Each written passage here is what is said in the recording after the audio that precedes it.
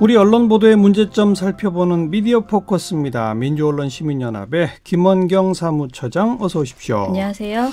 최근 그 MBC가 그 장자연 씨 동료 윤지호 씨 스튜디오에 출연시켜서 인터뷰했잖아요. 네네. 근데 그때 뭐 자꾸 실명을 대라 너무 무례했다는 지적이 있었고 결국 그 앵커가 사과까지 했죠. 네네. 이것부터 좀 짚어볼까요? 예, 말씀하신 것처럼 MBC 뉴스데스크에 윤지호 씨가 출연해서 인터뷰하는 과정에서 왕종명 앵커가 좀 지나치게 여러 번 누군가의 실명을 밝히란 요구를 해서 문제가 된 건데요. 그렇죠. 그가 물은 것은 오늘 증언을 나갔던 전 조선일보 기자는 누구인가? 이거 대답을 안 하니까 그다음엔 장자연 사건을 아는 다른 연예인은 누구인가? 네. 또 물었고 마지막에는 장자연 문건에 있는 사람은 누구인가? 거듭 물었습니다. 예. 그런데 왕종명 앵커가 이렇게 집요하게 물은 내용들은 이미 TBS, CBS, SBS, KBS 등의 인터뷰에 윤지호 씨가 나갔을 때에도 거듭 말하지 않겠다라고 했던 내용입니다. 그렇죠. 윤지호 씨는 10년 동안 관련 증언을 해오면서 미행을 당하거나 교통사고가 났는 등 살아가는 일 자체가 힘들었다라고 말했고요. 네. 리스트에 올라온 인물의 실명을 거론할 수 없는 이유를 거듭 강조했습니다. 예. 이날 MBC에서도 이 말을 했고요. 그런데도 MBC에서 너무 집요하게 제가 느끼기에는 뭐 유도신문 또는 압박 면접을 하는 듯한 느낌이 들었거든요. 네. 생방송에서 일반인에게 이렇게 집요하게 질문을 강요한 것이 너무 무례했다라는 지적이 많았습니다. 한국기자협회와 여성가족부가 함께 만든 성폭력 성희롱 사건보도 공감기준이라는 게 있거든요. 네. 여기에서 취재 시 주의사항에 이런 내용이 있습니다. 인터뷰할 때 사건 당사자나 가족은 인터뷰를 거부할 권리가 있다. 그렇죠. 반대 의사에도 불구하고 지속적으로 취재를 요청하여 괴롭히지 말아야 하며 사건 당사자 등의 인터뷰를 거부하는 것을 보도에 부정적으로 언급하지 않아야 한다. 네. 피해자에게 사건 발생의 책임을 떠넘기거나 입증 책임을 지우는 질문을 삼가한다. 이런 내용이 있습니다. 예. 언론인들이 이런 기본을 숙지하고 단독 특정 욕심을 버려야겠다. 이게 욕심에서 비롯된 그렇죠. 일이다라고 생각합니다. 과도한 욕심이었죠. 네. 자, 그리고 요즘 뭐 언론 보도가 뭐 장자연, 김학의, 버닝썬 온통 이걸로 뒤덮여 있는데 네. 여러 가지 보도 문제점이 있죠. 예. 일단 말씀드리고 싶은 거는 최근에 장자연, 김학의, 버닝썬을 합쳐서 뭐 써낙장이라고 부르자거나 뭐 장학선이라고 부르자는 사람들이 많아요.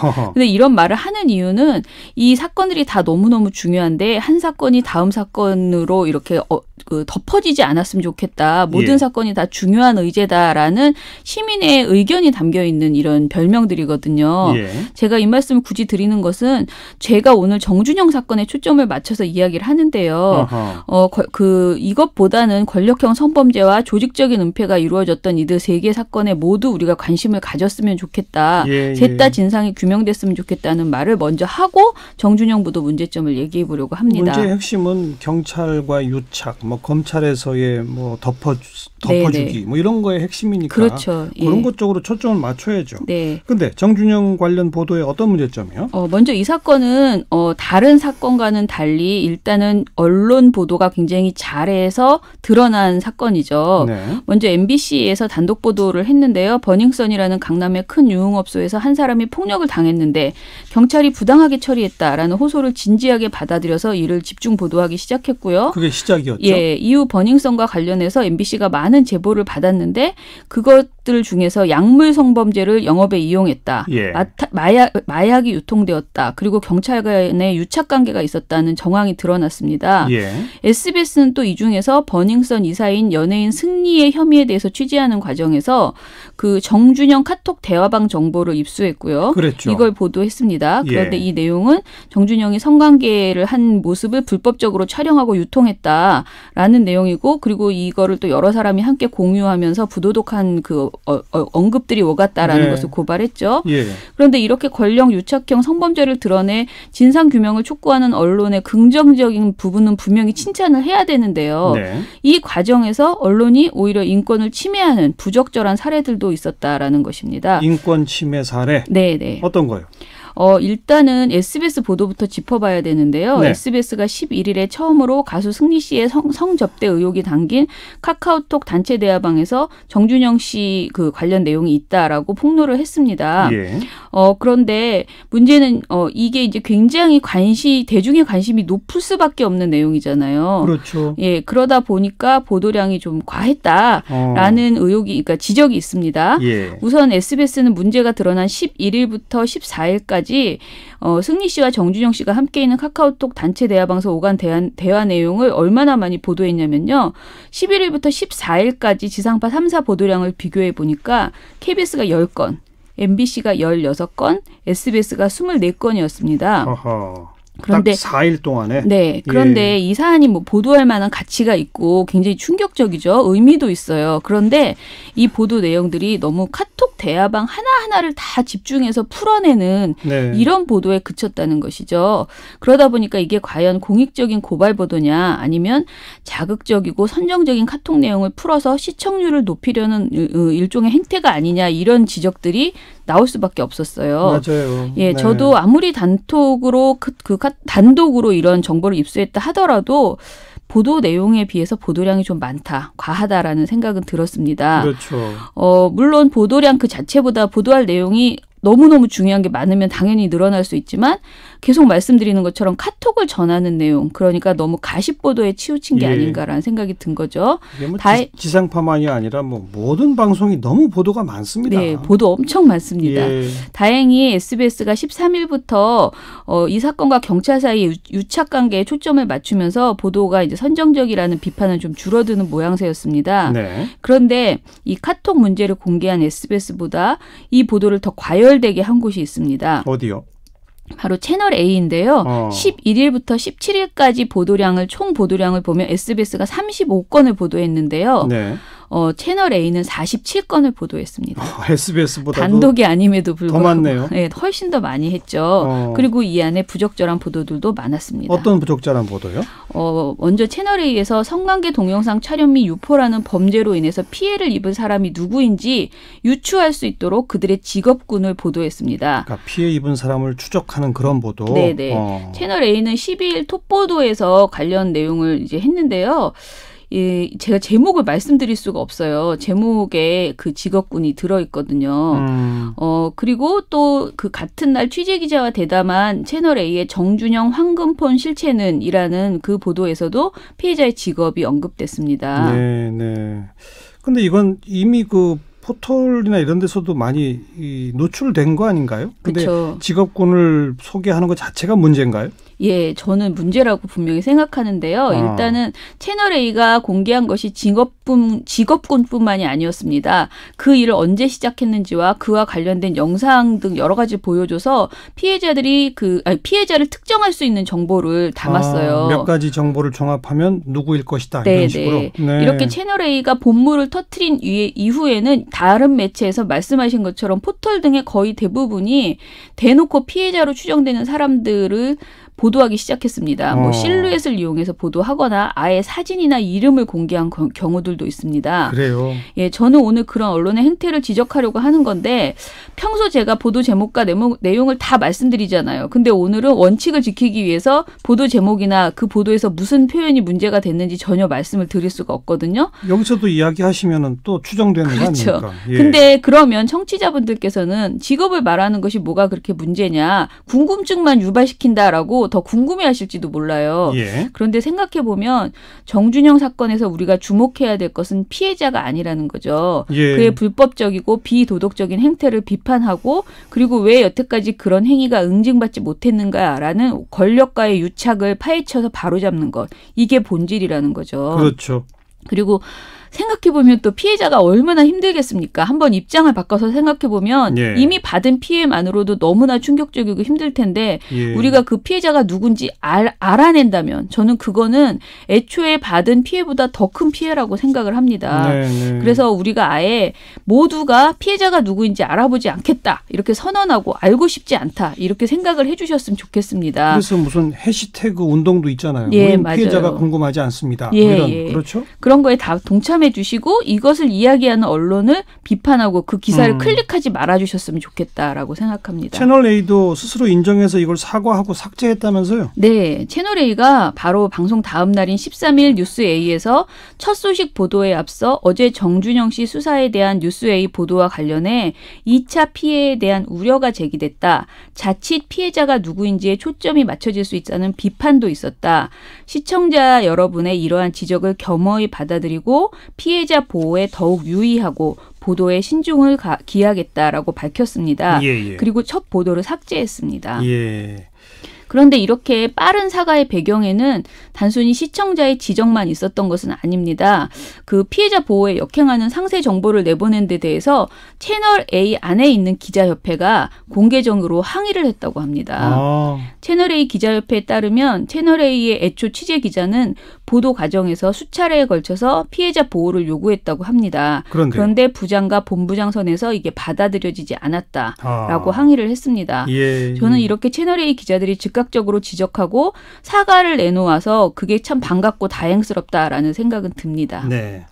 근데 어쨌든 이 보도 나온 다음에 또 한 보도들도 꽤 있지 않나요? 예. 이렇게 본물이 터지기 시작하니까 그 이후에는 지라시에 거론된 연예인들의 실명을 그대로 보도하거나 모자이크 처리를 했음에도 당사자를 유추할 수 있는 영상을 보도한 그런 언론들이 많습니다. 네. TV조선 보도본부 한라인은 채널A 보도의 바로 다음 날이었는데요. 방송 13일에 약 11분간 정준영 관련 내용을 다뤘어요. 그런데 이 과정에서 그 찌라시에서 피해자로 지목되는 여성 연예인들의 신상을 노출했어요. 그런데 이번에는 굉장히 충격적인 게요. 그냥 인물의 이름 그리고 모자이크도 되지 않은 그 사진을 그대로 내보냈습니다. 그랬어요? 예, 더 황당한 것은 이런 작태를 벌이면서 TV조선 그 앵커가 뭐라고 했냐면요. 대중의 호기심을 자극할 수 있는 뉴스겠지만 이건 또 자제해야 합니다. 2차 피해는 절대 있어서는 안 될 일이거든요. 이렇게 강하게 말했습니다. 그렇게 말하면서 그 사진을 노출했다고요? 예, 너무 이상한 행동을 한 거죠. 예. 저는 이것은 언론으로 인한 2차 가해라고 말하는 것은 너무 얌전하다. 이건 언론의 범죄 행위다라고 생각을 합니다. 네. 그리고 MBN의 거론 연예인 나 아냐 소속사 강경 대응이라는 3월 13일 보도에서도요. 배우들의 실명이 나열된 정준영 리스트가 있다고 언급하면서 아예 여기에서 그 배우들의 실명을 보도했습니다. MBN은 어제부터 급속히 퍼진 이른바 정준영 리스트입니다. 라면서 모자이크 처리된 지라시 화면을 화면에 보여주더니 언급된 여배우들 측은 분노하며 구체적인 대응 방식까지 밝혔습니다. 라고 보도했습니다. 그러면서 배우 모모모의 소속사는 이렇게 지라시 속 배우들의 이름을 그대로 언급해버렸어요. 그들의 사진이나 영상도 화면에 노출시켰습니다. 게다가 이 보도 말미에는 실명을 밝히지는 않았지만 지라시에 포함됐던 다른 연예인들을 화면에 보여주면서 모자이크 처리를 했지만 충분히 유추할 수 있는 이런 상태로 보도를 했습니다. 네. 정준영 씨가 일으킨 문제의 본질은 분명 불법 촬영물 그러니까 불법 영상 촬영 및 유포입니다. 그런데 그렇죠. 본질을 벗어나서 K-팝이나 국민연금 등 경제를 걱정하는 그런 보도도 나왔어요. 이제 점점 이상하게 보도가 이어지는데요. 이번에도 MBN인데 외신도 관심 집중 비밀 비디오로 끝이라는 13일 보도에서 김주아 앵커는 외신들도 한국 연예계에서 불거진 이번 대형 스캔들을 K-팝 스타의 몰락이라는 표현까지 써가며 실시간으로 전하고 있거든요. 자칫 한류에 타격이 있지 않을까 걱정이 큽니다라고 전했습니다. 이런 보도들은 사실 본질을 오히려 덮는 물타기 보도들이고요. 굉장히 불편한 보도입니다. 이 이외에도 채널A에서도 등 돌리는 해외 팬들, 외신, K-팝 흔들 그리고 KBS의 정오뉴스에서도 K-팝 스타들이 추락하다. 한류 팬심도 싸늘이라는 제목으로 비슷한 내용을 다뤘습니다. 그 국민연금 얘기는 또 뭐예요? 채널A에서 보도한 건데요. 보름 만에 6천억 증발, 국민연금도 불똥이라는 17일 보도에서 승리 정준영 사건으로 국민연금이 큰 피해를 보았다는 거예요. 이유는 지난달 25일 YG, JYP, SM 등 5개 주요 상장사의 시총이 3조 3,500억이었습니다. 하지만 하지만 26일부터 시총이 감소하더니 현재 2조 7,600억 원으로 17% 넘게 줄었습니다. 예. 26일은 승리 의혹이 터져나와 경찰이 수사에 착수했던 시점입니다라고 얘기했어요. 국민연금이 YG 지분 6.06%, SM 지분 8.15%를 보유하고 있는데 두 회사의 주식 가치가 떨어지면서 국민연금이 보유한 주식 가치가 332억 원 떨어졌다라고 예. 보도했습니다. 그래서요? 어떻게 보세요? 이거 끝이에요. 그래서 저도 이걸 뭐라고 말을 해야 될지 모르겠더라고요. 그래서 어쩌라고? 뭘 걱정을 하고? 아니면 국민연금이 앞으로 이런 문제도 적극적으로 이것까지 예상해서 투자하라? 하라? 모르겠어요. 아무튼 굉장히 이번 사건에 대해서 갖가지 이 사건과 연결될 수 있는 모든 얘기를 하고 있다라고 볼 수 있죠. 예. 그리고 가장 좀 황당한 보도를 하나 더 사례를 들겠는데요. 네. 버닝썬 관련된 그 대표의 배우자를 강조하면서 어뷰징 기사를 쓰는 그 보도도 있었어요. 네. 글로벌 이코노믹이라는 보도 언론사에서 박한별, 윤총경, 정준영 그 특별한 삼각 커넥션 그리고 5대 얼짱이라는 19일 보도가 있었거든요. 제목부터가 참 엄청 자극적이네요. 네, 그렇죠. 한마디로 정준영 사건과 관련된 사람들이 검색해 볼 만한 연예인들의 이름을 다 엮은 거예요. 예. 인기 검색어, 실시간 검색어에 노출시켜서 기사의 클릭수를 높이려는 아주 전형적인 낚시성 기사입니다. 범죄 사실이 논란이 되고 있는 틈을 타서 언론들이 이렇게 상업적으로 기사를 써서 자신들의 이익을 보겠다라는 행태가 정준영 사건에서 어떻게 보면 극대화되고 있다. 이렇게 볼 수 있습니다. 워낙 보도 홍수다 보니까 문제 보도도 참 많은데 이런 건 방송통신심의위원회가 좀 빠르게 대응해야 되지 않아요? 예, 저희가 채널A와 TV조선 보도를 인지한 후 곧바로 긴급 민원이다라고 하면서 이제 제출을 했어요. 그래서 빠르게 심의를 하셨더라고요. 예. 그런데 지난 21일 열린 방송통신심의위원회 방송소위를 취재한 언론 보도가 나왔는데요. 네. 여기에서 다수 위원들이 채널A와 TV조선 보도가 2차 피해다라고 규정하고 인권 침해 소지가 있다는데 동의를 했다고 합니다. 예. 방송심의규정 제21조 인권보호 1항이 있는데요. 여기는 방송은 부당하게 인권 등을 침해하지 않도록 하여야 한다라는 규정이거든요. 요것을 위반했다라고 심의하고 법정 제재에 해당하는 중징계를 내리겠다라고 이제 했대요. 그런데 항상 중징계를 하기 위해서는 의견 진술을 들어야 하거든요. 제작진의 의견 진술. 네, 그래서 제작진 의견 진술을 하는데 의견을 모았다고 합니다. 네. 그런데 이 과정에서 한 방통위원이 아니다, 이건 문제 없다라는 의견을 줬는데요. 문제 없다? 네. 제가 그걸 좀 읽어볼게요. 채널A는 경찰이 준 자료를 갖고 기사를 썼을 건데 이런 것까지 문제 삼을 수 있냐. TV조선도 해당 연예인이 피해자가 아니라고 낸 보도자료를 내서 그걸 가지고 기사를 쓴 것이고 보도자료를 낸다는 것은 홍보해달라는 것 아니냐. 그러니 문제 삼을 수 없다라고 주장했다고 합니다. 네. 그런데요. 보도자료를 준다고 언론이 다 받았어야 된다는 건 아닙니다. 네, 예. 언론인이 판단을 해야 돼요. 이것을 보도하는 것이 오히려 그 해당 당사자에게 굉장히 큰 불이익이 될 수 있다라고 그렇죠. 생각해야 되거든요. 맞습니다. 예, 그래서 이에 대해서 제가 시간이 있다면 마지막으로 성폭력 성희롱 사건 보도 공간 기준 중에서 피해자 보호 우선하기 부분을 같이 읽어보려고 합니다. 예, 좀 알려주세요. 네, 언론은 경쟁적인 취재나 보도 과정에서 피해자나 가족에게 심각한 2차 피해를 줄 수 있다는 사실을 명심해야 한다. 언론은 피해자의 권리 침해를 최소화하기 위해서 피해자 보호에 적합한 보도 방식을 고민해야 한다.